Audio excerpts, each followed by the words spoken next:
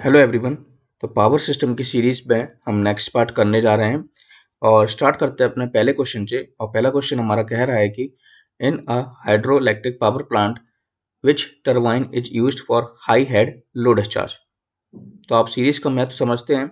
इसमें एक क्वेश्चन दिया जाएगा और बाकी के सारे आपको आंसर्स मिलेंगे कि बाकी के क्वेश्चन आपसे कैसे पूछे जाते हैं। तो देखिए, इसमें जो हाई हेड और लो डिस्चार्ज की बात करिए तो इसका आंसर होगा आपका पेल्टन। ठीक है, ये तो हो गया आपका क्वेश्चन। नेक्स्ट, ये एसएससी वगैरह में कई बार पूछा गया है। बाकी के आप जैसे जानते हैं कि टरबाइन्स पेल्टन, फ्रेंचिस और कैपलन से आपसे क्वेश्चन पूछे जाते हैं। ठीक है, तो टाइप से क्वेश्चन बनता है, आपके हेड से क्वेश्चन बनता है, type of energy, efficiency, direction of flow of water through blades और डिस्चार्ज रिक्वायर्ड से क्वेश्चन बनता है। ठीक है, ये 6 चीजें हैं, क्राइटेरिया हैं 6 जिनसे आपसे क्वेश्चन पूछा जाएगा। तो देखिए, पेल्टन टरबाइन जो होती है वो आपकी इम्पल्स टाइप वाटर टरबाइन होती है। याद रखना पड़ेगा आपको कि which turbine is impulse turbine, तो Pelton turbine. Which turbine is inward flow reaction turbine, तो वो होगी आपकी फ्रेंचिस टरबाइन। ठीक है, और which turbine is propeller type reaction turbine, तो वो आपकी होगी कैपलन टरबाइन। तो ये टाइप से पूछा जाएगा, इम्पल्स, इनवर्ड फ्लो और प्रोपेलर टाइप। ठीक है, हेड आपसे पूछा जाता तो हेड सबसे ज्यादा होता है आपके पेल्टन का और सबसे कम होता है कैपलन का। तो हेड की वैल्यू भी पूछ ली जाती है कि 250 से 1000 मीटर, 40 से 600 मीटर, 10 से 70 मीटर। और टाइप ऑफ एनर्जी पूछ लिया जाता है कि पेल्टन टरबाइन जो है आपकी वो क्या करती है, तो काइनेटिक एनर्जी से मैकेनिकल एनर्जी। ठीक है, फिर आपकी फ्रेंचिस टरबाइन क्या करती है, it converts potential energy to mechanical energy. और कैपलन टरबाइन के अंदर आपके दोनों केसेस अकर होते हैं। ठीक है, kinetic and potential energy and converts to mechanical energy. Efficiency से क्वेश्चंस कई बार पूछा गया है, 85%, 90%, 90%। Direction of flow of water through blades, तो देखिए जो फ्लो ऑफ वाटर होता है पेल्टन टरबाइन के अंदर वो टेंजेंशियल होता है आपके रनर से। ठीक है, hence it is also called the tangential flow impulse turbine. Next, Francis turbine की बात करते हैं तो water flow, the flow of water through the blades combines both radial and axial flow. Next, Kaplan turbine में आपका जो flow होता है वाटर का वो एक्सियल होता है ब्लेड्स के अक्रॉस। नेक्स्ट, आपके डिस्चार्ज की बात होती है तो ये low discharge, medium discharge and high discharge. तो जैसा आपसे क्वेश्चन में पूछा गया था कि हाई हेड लो डिस्चार्ज, तो पेल्टन टरबाइन में देख सकते हैं आप हाई हेड है। ठीक है, और डिस्चार्ज आपका क्या है, लो। तो कैसे कैसे क्वेश्चन आपसे बन सकते हैं कि which requires low head high discharge, तो आपका कौन सा होगा, कैपलन, और मॉडरेट में फ्रेंचिस। ध्यान रखना है पेल्टन, फ्रेंचिस और कैपलन के बारे में। तो इतने सारे आपसे क्वेश्चन बन जाते हैं। अगले क्वेश्चन की अब बात करते हैं। तो देखिए, इस क्वेश्चन में आपसे पूछा गया है कि जो ट्रांजिएंट स्टेबिलिटी होती है पावर सिस्टम की वो किस प्रकार से इंप्रूव होती है। ठीक है, तो एक बार और कि transient stability of power system कैसे इफेक्टिवली इंप्रूव की जाती है। ठीक है, excitation control, phase shifting transformer, या फिर single pole switching of circuit breaker, या increase the turbine valve opening. तो देखिए, इसका आंसर होगा आपका ऑप्शन नंबर सी, यहाँ पर भी दिया हुआ है। तो मेथड्स जो नॉर्मली ट्रांजिएंट स्टेबिलिटी को इम्प्रूव करते हैं, ट्रांजिएंट स्टेबिलिटी आप समझते होंगे, ट्रांजिएंट आ जाना। ठीक है, एकदम से कुछ भी फॉल्ट वगैरह पावर सिस्टम के अंदर आ जाते हैं। ठीक है, तो देखिए वो कैसे इम्प्रूव होते हैं, या तो वोल्टेज को हाई कर दीजिए, हाई सिस्टम वोल्टेज अप्लाई कीजिए, पैरेलल लाइंस को यूज कीजिए जिससे कि आपका जो सीरीज का रिएक्टेंस है वो रिड्यूस हो जाए। Use of high speed circuit breaker और ऑटो रिक्लोजिंग ब्रेकर को यूज कीजिए। फास्ट एक्साइटेशन सिस्टम हो, single pole circuit breaker use हो, dynamic resistance switching, use of quick acting automatic voltage regulators हो, और टरबाइन की फास्ट वॉल्विंग हो। तो ये इतने सारे पॉइंट्स हैं आपके ट्रांजिएंट स्टेबिलिटी को रिड्यूस करने के लिए। ठीक है, और देखिए पावर ट्रांसफर का फॉर्मूला जैसे कि आप जानते हैं कि P equals to EB upon X sine delta होता है। ठीक है, तो EB आपके वोल्टेजेस हैं जिसको हमें इंप्रूव करना है, रिएक्टेंस को रिड्यूस करना है, यानी कि जो डिनोमिनेटर की जो वैल्यू है उसको रिड्यूस करोगे तो पावर इंप्रूव होगी। ठीक है, एक्साइटेशन सिस्टम यानी कि डेल्टा, ठीक है, फास्ट आपका एक्साइटेशन सिस्टम होगा तो इम्प्रूव आपकी पावर होगी। रेजिस्टेंस स्विचिंग यूज करेंगे तो ये सारे पॉइंट्स आपसे एक एक बार पूछे गए हैं, ठीक है। कई पेपरों में आपसे सिस्टम वोल्टेजेस रिएक्टेंस से रिलेटेड फॉर्मूला बस आपको याद रखना है कि P = EB अपॉन एक्सेस होता है, और E और B को बढ़ाएंगे तो पावर बढ़ेगी, साइन डेल्टा को इंक्रीज करेंगे तो आपका पावर बढ़ेगा, और रिएक्टेंस को रिड्यूस करने पे इट डिक्रीजेस।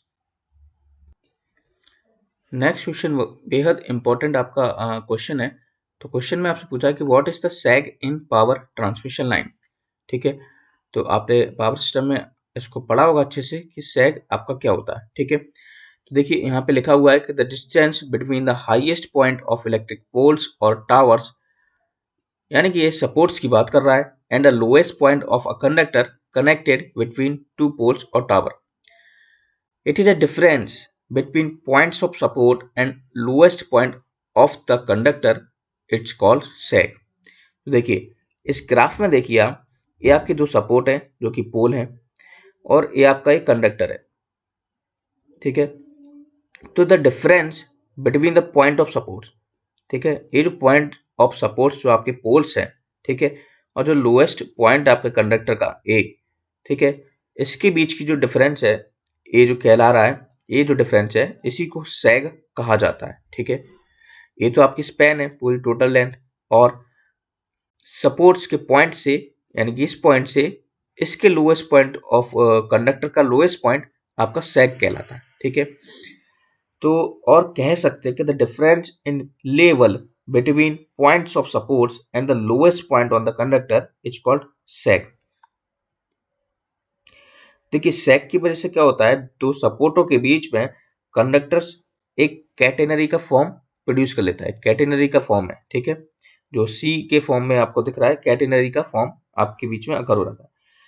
सैग की जो वैल्यू होती है 66 kV लाइन के लिए, विच हैज अ स्पैन, मान लीजिए 200 मीटर की लेंथ है, बिटवीन टावर्स इज 2 मीटर, ठीक है, 2 मीटर की क्या होगी आपकी सैग की वैल्यू होगी। अब इसमें से और क्या क्वेश्चन बन सकता है, तो देखिए स्पैन लेंथ आप समझ ही गए, सैग से कई बार आपसे इस फॉर्मूले को लेके क्वेश्चन आपसे पूछे गए, WL²/8T, ठीक है।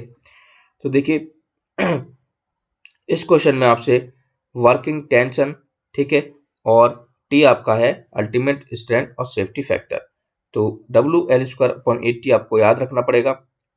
वहां पे S फॉर सैग है, W आपका वेट है कंडक्टर का, जो भी कंडक्टर आपने यूज किया है, L आपकी है जो स्पैन लेंथ है, ठीक है, और T आपका वर्किंग टेंशन है। तो इस फॉर्मूले से आपसे न्यूमेरिकल पूछे जाते हैं डायरेक्टली, तो इस पूरे सिस्टम को आपको याद रखना पड़ेगा। इस नेक्स्ट क्वेश्चन में आपको पता लग रहा होगा कि ये क्वेश्चन आपसे कितना इंपॉर्टेंट और कितनी बार पेपर में आपसे पूछा गया है। With reference to fault analysis, line to line fault is and triple line to ground fault is. तो देखिए लाइन टू लाइन फॉल्ट जो आपका है वो आपका अनसिमेट्रिकल है। तो एक क्वेश्चन आया था, ठीक है, हमने डिस्कस भी किया था, कई पेपरों में डिस्कस कर चुके हैं। Triple line to ground fault आपका सिमेट्रिकल है। तो अनसिमेट्रिकल फॉल्ट क्या होते हैं आपके, single line to ground, double line to ground, ठीक है। तो ये सारे फॉल्ट आपके जो भी हैं लाइन टू लाइन फॉल्ट या आपके अनसिमेट्रिकल है। और क्वेश्चन क्या बन सकता है आपसे, ठीक है। तो देखिए आपसे एक क्वेश्चन बनता है कि 70 से 80% जो फॉल्ट होते हैं वो single line to ground fault होते हैं, यानी कि सबसे ज्यादा ए अकर होते हैं। और एक क्वेश्चन आपसे बनता है कि सबसे ज्यादा सीवियर कौन सा होता है, तो आपका triple line to ground fault होता है, ठीक है, यानी कि 3 फेज फॉल्ट। अब और क्या क्वेश्चन बनता है, तो जो आपको जो इक्वेशन दिख रही है, IA नॉट यानी कि zero sequence current equals to positive sequence current equals to negative sequence current आपका single line to ground fault में होता है, ठीक है। आपसे फॉल्ट करंट का फॉर्मूला भी पूछ लिया जाता है कि single line to ground fault में आपका फॉल्ट करंट का फॉर्मूला क्या है। नेक्स्ट आपका double line to ground fault. तो double line to ground fault होता है, इनकी जो प्रोबेबिलिटी होती है वो 10% होती है, ठीक है, और सारे जो सीक्वेंस नेटवर्क होते हैं इसमें वो पैरेलल में कनेक्टेड होते हैं, इसीलिए zero sequence plus positive plus negative sequence आपके जीरो के बराबर होता है, ठीक है। इसमें इक्वल थे और इसमें तीनों के सम जो है वो 0 के बराबर है। वोल्टेजेस जो होते हैं आपके जीरो सीक्वेंस पॉजिटिव और नेगेटिव वो इक्वल होते हैं, और फॉल्ट करंट होता है आपका 3 times of zero sequence current. एक होता है आपका लाइन टू लाइन फॉल्ट, ठीक है, जो कि पहला फॉल्ट है, और इसकी प्रोबेबिलिटी होती है 15 से 20%, ठीक है।